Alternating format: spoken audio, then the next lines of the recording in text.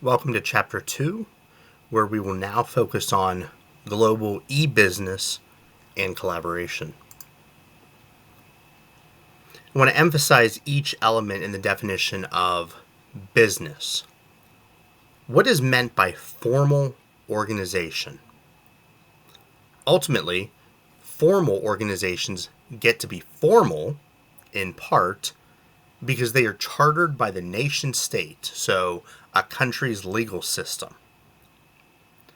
As a result, they have certain powers and obligations to perform. Think about how businesses might differ depending on whether they make products or provide services. What role does profit play in the overall business?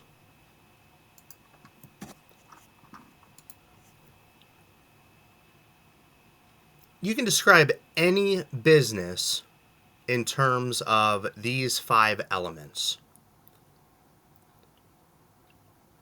Think about how you would describe the business entities at your current place of work.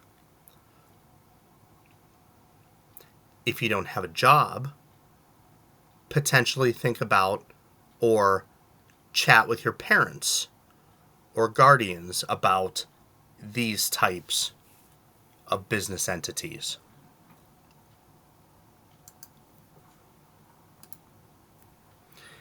Every business, regardless of its size, must perform 4 functions to succeed. It must produce the product or service, market and sell the product or service, keep track of the accounting and financial transactions, and perform basic human resources tasks such as hiring and retaining employees. We know that there are many, many layers involved in each of those. But again, these overall are the 4 major functions.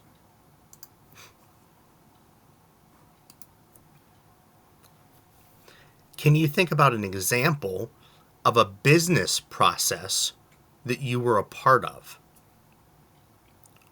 What were the tasks? Where or what was the functional area? What cross-functional communication was needed to complete the business process?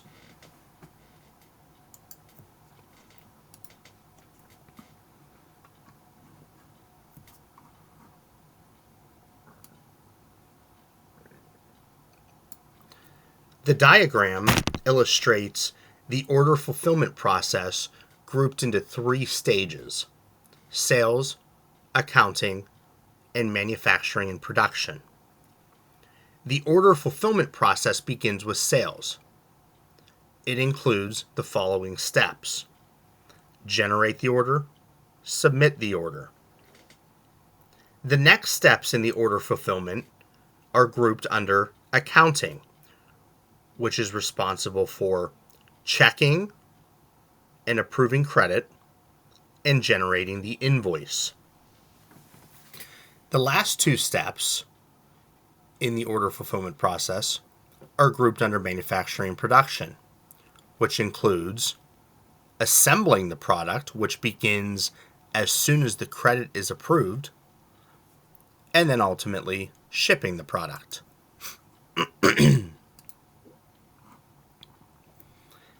Can you think about how IT is used in automation, or how that changes information flow, or replaces sequential processes? How does it drive new business models? Starbucks would be a good example of a firm that has used technology to improve its business process.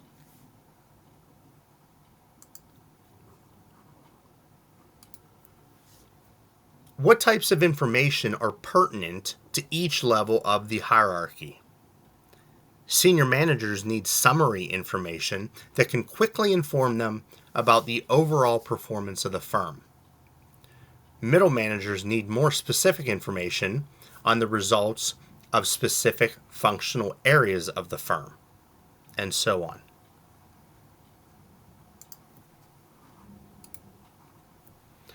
This diagram shows the business organization consisting of three levels: operational, middle, and senior management.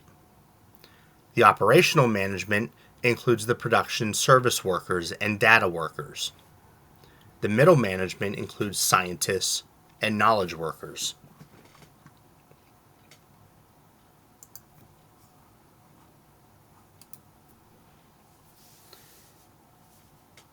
Think about examples of how factors like politics and international change may affect business just based on your own experiences. One obvious example is political disruption in the Middle East and its impact on oil and gas prices around the world. Another example might be the fact that labor costs are so vastly different across countries and regions, and how this fact ultimately shapes decisions by firms to invest in one country as opposed to another.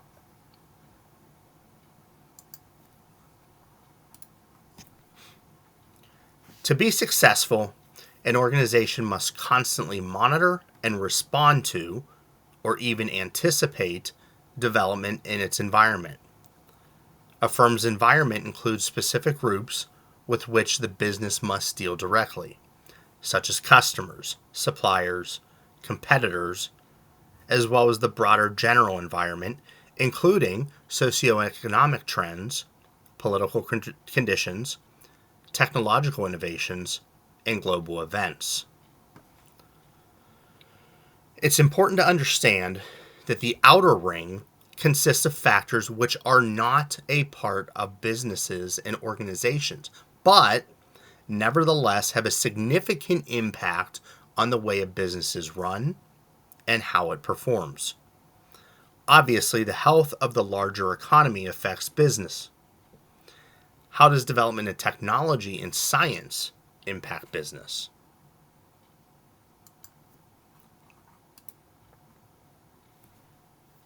To accomplish business objectives, businesses develop and use information systems.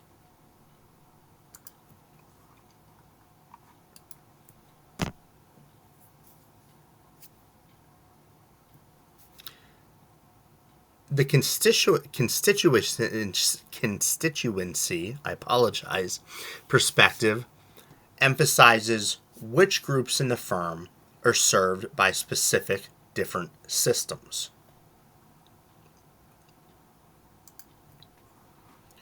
When we look at TPS systems, these are really the most basic kind of information system in a business. They were among the first to be developed. A business is in large a part of a collection of transactions. Keeping track of all of these transactions is the fundamental job of management. Without this, the business would soon collapse. Think of examples of a transaction in a business and make sure that you understand the fundamental role of transactions.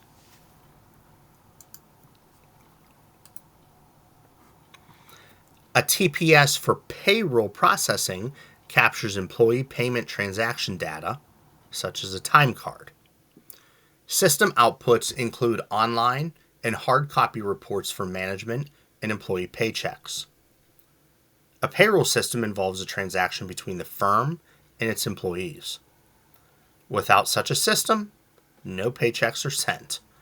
That's pretty basic. MIS, or Management Information Systems, are used by middle and general managers to summarize and keep track of all the important transactions in a business firm. In some sense, being a manager means keeping track of transactions.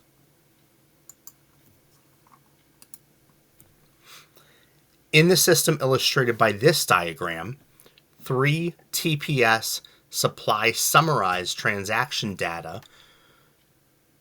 to the MIS reporting system at the end of a time period.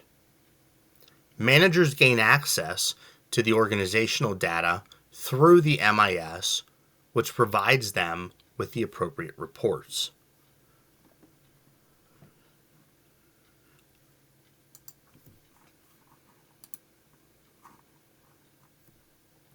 This report, showing summarized annual sales data, was produced by the MIS in Figure 2.6. MIS reports are intended to summarize performance of the firm at a fairly concrete, product-by-product, region-by-region level. Typically, the report performance against planned objectives, so for instance, planned sales of carpet cleaner, 4.8 million in the quarter, actual sales were 4 million.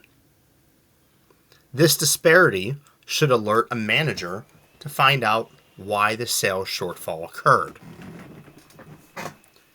Today, MIS reports to middle management are increasingly delivered not as paper reports, but online summaries of operations.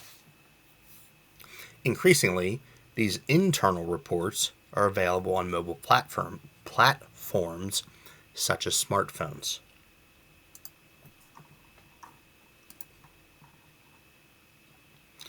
And finally, we also have the decision support system, which also serves middle managers.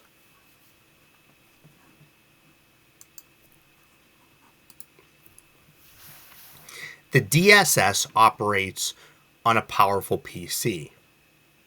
Managers who must develop bids on shipping contracts use it daily, as an example.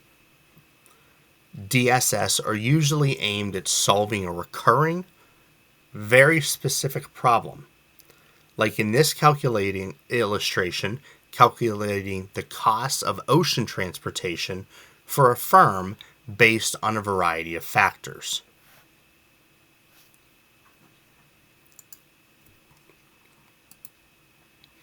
And now, finally, ESS are high-level systems aimed at the senior managers that summarize the performance of the firm along key dimensions. For example, sales by region, product sales, costs of goods used in production, and weekly summaries of financial data. Usually, this data is presented in an attractive digital dashboard interface.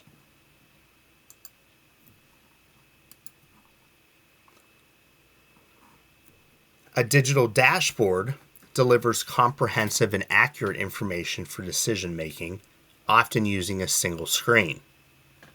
The graphical overview of key performance indicators, or KPIs, help managers quickly spot areas that need attention.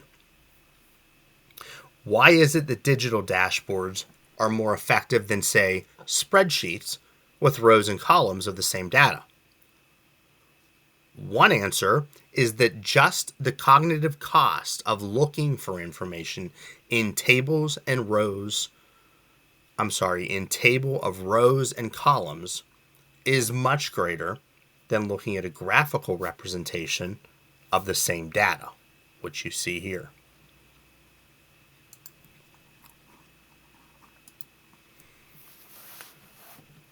ESS, or high-level systems, again aimed at senior managers, summarizing performance of the firm along key dimensions. Usually, as I mentioned, the data will be presented through a digital dashboard. Enterprise applications automate processes that span multiple business functions and organizational levels and may extend outside the organization. Enterprise systems span functions and span levels in the firm. This looks like a complicated diagram or concept, but the idea is simple. Pull all the relevant information in a firm into a single database environment. Share it freely across all levels and specialties in the firm. In the past, Where each silo of business had its own systems and databases, this was not possible. Whatever the marketing department knew was locked in marketing systems and databases, which could not be accessed by managers in other departments.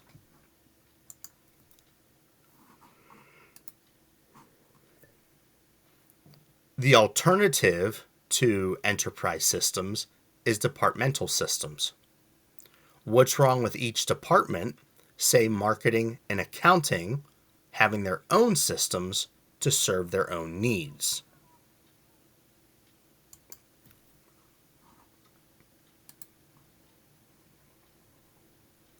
Can you think of examples of supply chains, maybe based on your own personal work experience or those of family members? What are some of the difficulties that you can identify or describe? Some likely candidates might be slow delivery, mistakes in the delivery, inability to supply because of lack of inventory, delivery to the wrong location, and so on.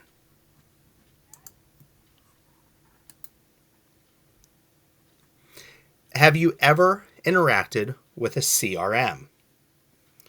Most of us have, but may not realize it.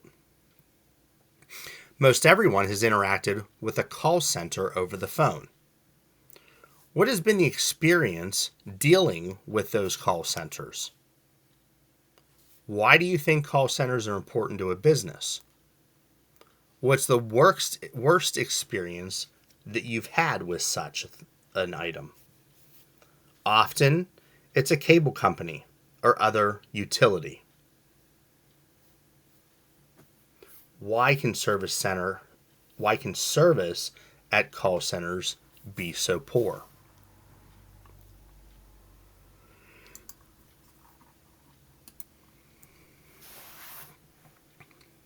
You may not have heard of a knowledge management system. In one sense, it's just a corporate library that contains documents, even books, but also reports, PowerPoint slides, spreadsheets. In short, a collection of everything a firm, the people in it, knows about the business. Everyone knows what a library is. Another way to think about knowledge management is to think about Google being a collection of part of what is known or thought to be in the world.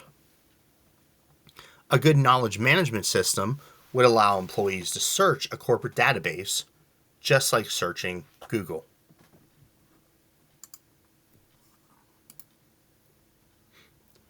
The distinction between intranets and extranets is still common. Yet many companies simply talk about their website and the various areas of their website where access is confined to specific groups. Restricted areas of their websites are only available to employees, or intranets. Other areas are open to outside suppliers or customers, known as extranets. The important point is that no matter how you refer to the phenomenon, firms use their websites, and many firms have multiple websites, some for strictly internal use and for some for use by outside parties, but ultimately use those sites to deliver services and information to all the parties in their business value system, from suppliers to consumers.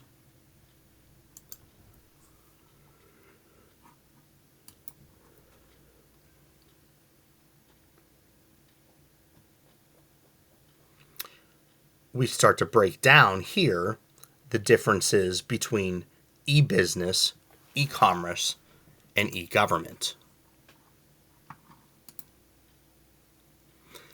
A number of factors are leading to a growing emphasis on collaboration in the firm. Work is changing, requiring more cooperation and coordination. Professions play a larger role in firms than before, and this often requires more consultation among experts than before. Organizations are flatter, with many more decisions made far down in the hierarchy. Organizations are more flung around the globe in multiple locations. There's an emphasis on finding and sharing ideas, which requires collaboration. Finally, what it means to be a good employee these days is in part an ability to work with others and collaborate effectively. The culture of work has changed.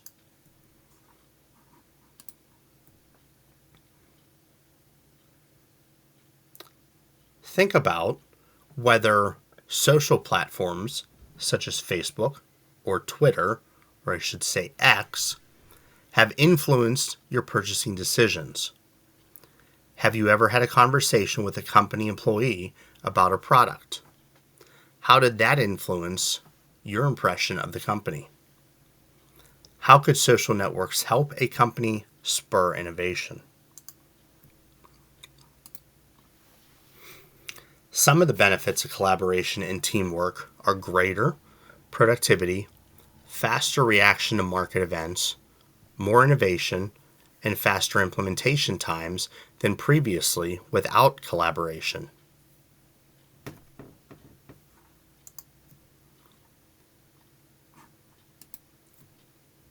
Successful collaboration requires an appropriate organization structure and culture along with appropriate collaboration technology. The gist of modern literature on the firm is that firms which support collaboration and actually do it tend to perform better. Do you find this to be believable? What are some possible drawbacks to collaboration? There's been an explosion in collaboration tools and environments. Businesses are just now learning how to use them.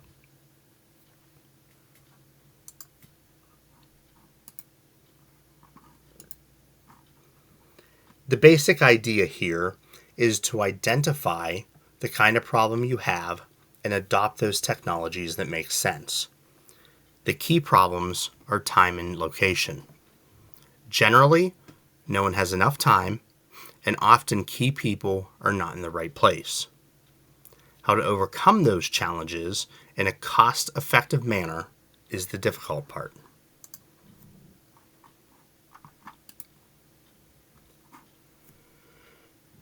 You can use this matrix to identify solutions to the time-location issues that face a firm and to choose specific collaboration technologies.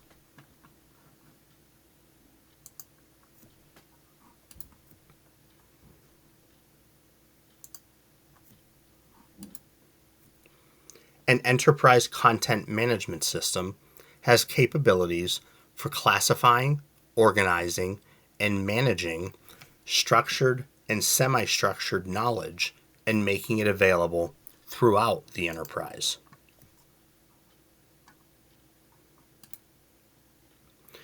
While in very small businesses, the IS department is usually a single individual who does everything, as businesses get larger, they generally develop a specialized unit, department, or division that handles all IS and IT areas in the firm.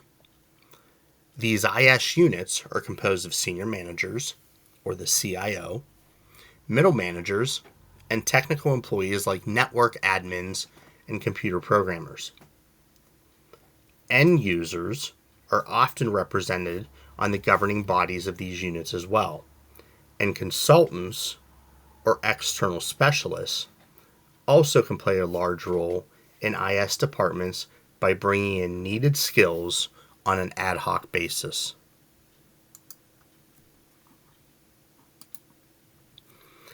IS services departments deliver specialized services to most other units of the organization, as well as providing the overall computer infrastructure in a firm that serves everyone.